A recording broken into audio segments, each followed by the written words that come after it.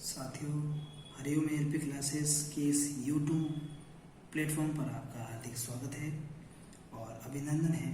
आज हम बिल्कुल एक नए टॉपिक की ओर चलते हैं और नया टॉपिक अपने प्रथम श्रेणी अध्यापक भर्ती 2020 से संबंधित रहेगा। इस भर्ती के अंतर्गत जो आपको मैं टॉपिक बताऊंगा उसमें से प्रत्येक वर्ष सर्व शिक्षा अभियान और विभिन्न प्रकार के कार्यक्रमों से संबंधित सवालों का ब्यौरा होता है और एक दो क्वेश्चन हमेशा पूछे जाते हैं। तो आज के हमारे टॉपिक का नाम रहेगा खंड संदर्भ केंद्र।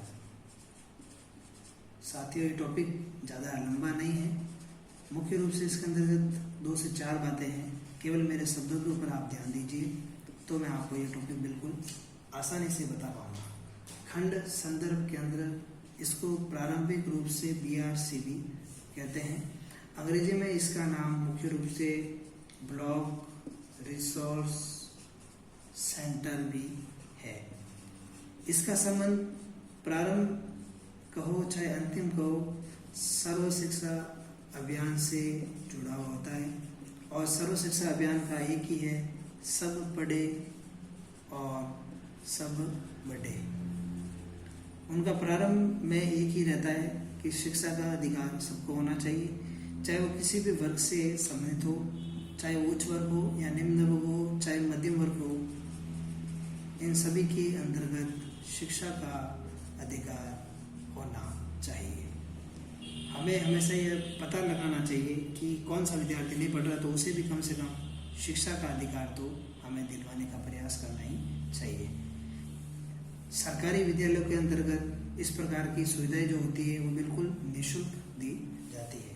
शिक्षा अभियान के लिए मुख्य रूप से देखिए, मैं आपको बताना चाहूँगा इसके अंतर्गत कि प्रत्येक पंचायत समिति या जो खंड मुख्यालय होता है वहाँ पर इसका एक केंद्र बनाया गया है, सेंटर बनाया गया है, जिसे कि हम BRC कहते हैं और इस BRC को ही अपन खंड संदर्भ केंद्र कहते हैं। अब मुख्य रूप से इसकी भूमिका होती है कि प्रत्येक BRC का एक मुख्य होता है और उस मुख्य को हम BRCF कहते हैं। BRCF मतलब ब्लॉक रिसोर्स सेंटर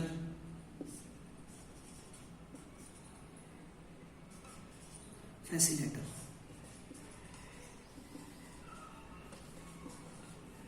इसको नाम दे सकते हैं। प्रथम श्रेणी शिक्षक के समकक्ष होता है।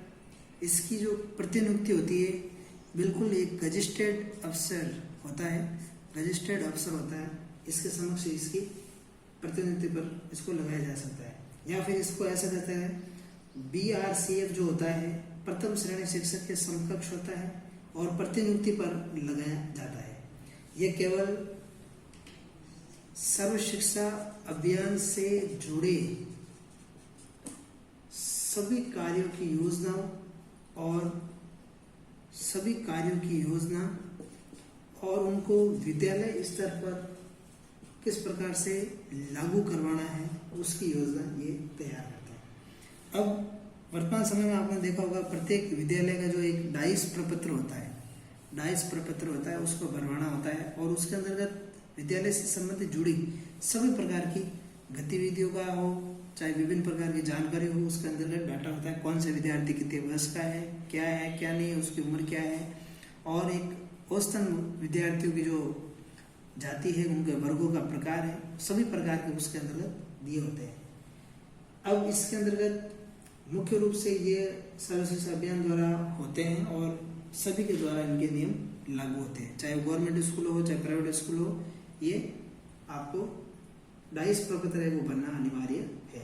अब डाइस पत्र की जो सूचना होती है वो उच्च अधिकारियों के पास में इसकी सूचनाएं रहती है और एक प्रपत्र होता है, उसके अंतर्गत इन सभी का समायोजन इसमें होता है। अब एक आपने देखा है BRC देखा, एक BRCF देखा, ये एक महत्वपूर्ण है। अब BRC के द्वारा ही जो है CRCF की वर्तमान समय में स्थापना की गई और ये जो CRCF होता है ये जो BRCF होता है वो तो होता है आपके फर्स्ट ग्रेड अधिकारी होता है उसके समकक्ष, लेकिन जो CRCF होता है वो होता है आपके सेकेंड ग्रेड टीचर होता है, उसके समकक्ष इसका दिया जाता है। और इसके अंदर विभिन्न प्रकार के कैंप लगते हैं। और BRC क्या होता है? BRC इसके अंदर कक्षा 3 से 5 तक के विद्यार्थियों के लिए रीडिंग कैंप की स्थापना की गई और इसके अंदर लागू होता है। अब सर्व शिक्षा अभियान के अंतर्गत SSA अभियान के माध्यम से कक्षा 3 से 5 के विद्यार्थियों के लिए रीडिंग कैंपेन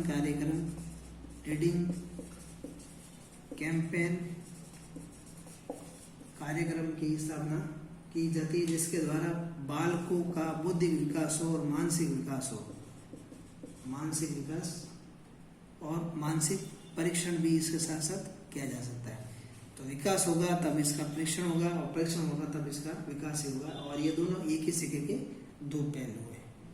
अब देखिए इसमें मुख्य रूप से कौन कौन से महत्वपूर्ण प्रश्न आपसे पूछे जा सकते हैं BRC के तहत।